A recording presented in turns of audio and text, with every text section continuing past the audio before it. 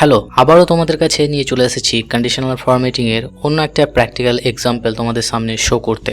Previous ভিডিওটাতে তোমরা দেখেছো যে এই স্টুডেন্টের লিস্ট থেকে যে সমস্ত স্টুডেন্টগুলো 30 থেকে বেশি মার্কস পেয়েছে সেই পার্টিকুলার এই রেঞ্জটা থেকে বা এই কলামটা থেকে আমি কালার করে মার্ক করে দেখিয়েছিলাম যে সমস্ত স্টুডেন্টরা 30 থেকে বেশি মার্কস পেয়েছে। সেটা কিভাবে করেছিলাম তার জন্য একটা ফর্মুলা ইউজ করেছিলাম।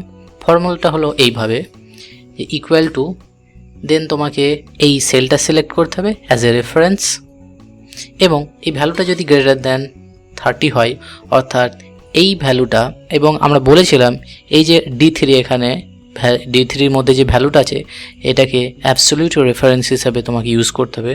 সেই জন্য এখানে এই ডলার সিম্বলটা তোমাকে লাগাতে হবে, বা তুমি F4 প্রেস করেও এটা করতে পারো।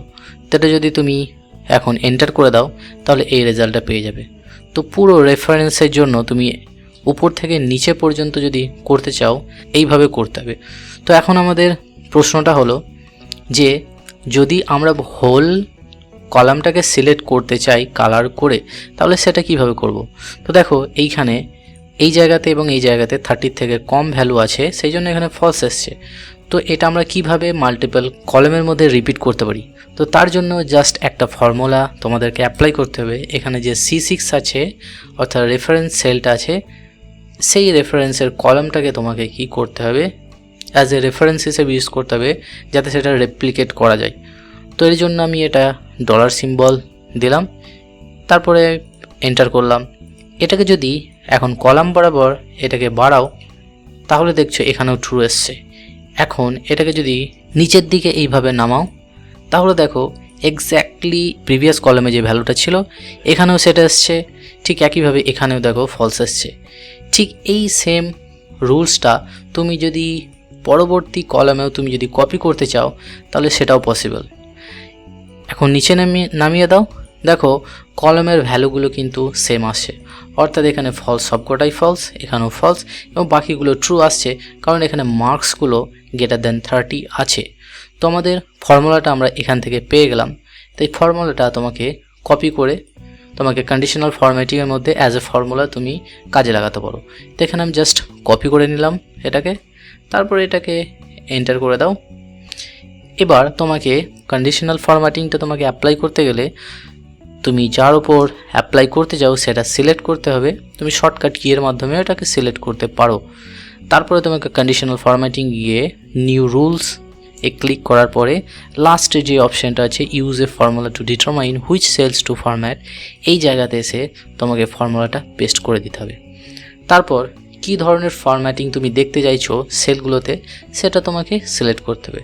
তো এখানে আমি জাস্ট ফরম্যাটে ক্লিক করলাম, ক্লিক করার পরে ফিলে আসলাম, ফিলে আসার পরে একটা লাইট কালার আমি এখানে চয়েস করলাম, এবং চয়েস করার পরে এখানে ক্লিক ওকে করে দিলাম।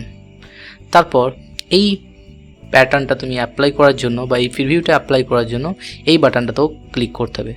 তো ক্লিক করার সাথে সাথে দেখছো যেই জায়গাতে আমাদের 30 থেকে কম ছিল সেইগুলো আগের মতোই আছে, কিন্তু যেগুলো 30 থেকে বেশি আছে সেইগুলো কিন্তু আমার চুজ করা কালার অনুযায়ী এখানে ফরম্যাট হয়ে গেছে।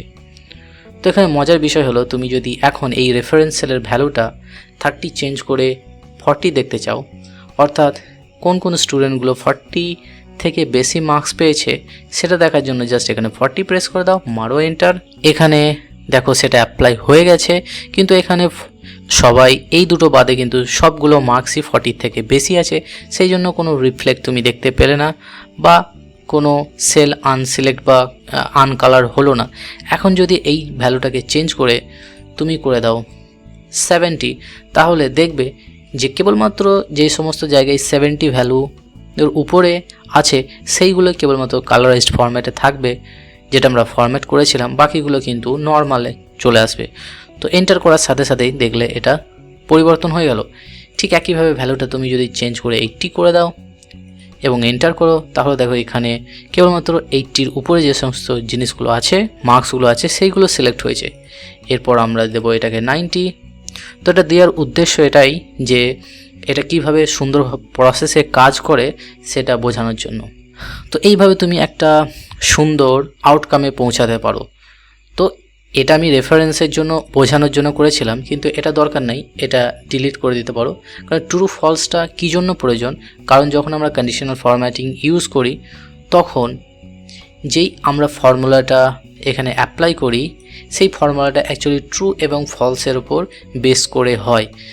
তার মানে কি, যদি কোনো একটা কন্ডিশন ট্রু হয় তবেই আমরা যে ফরম্যাটটা এখানে সিলেক্ট করি সেটা কাজে লাগাই, আর যদি ফলস হয় সেই ফরম্যাটটা কাজে লাগে না। তো এটাই এখানকার ফান্ডা। আশা করি বুঝতে পেরেছো। যদি কোনো সমস্যা হয় তাহলে কমেন্ট সেকশনে আমাকে জানাবে। I will try to help you. So thanks for watching this video. দেখা হবে পরের ভিডিওতে। ততক্ষণ পর্যন্ত সুস্থ থাকো, ভালো থাকো এবং এই ধরনের কনসেপ্টগুলো প্র্যাকটিস করতে থাকো, কারণ যত বেশি প্র্যাকটিস করবে তত বেশি শিখবে। So thank you again, see you again in the next video. Tata, bye by.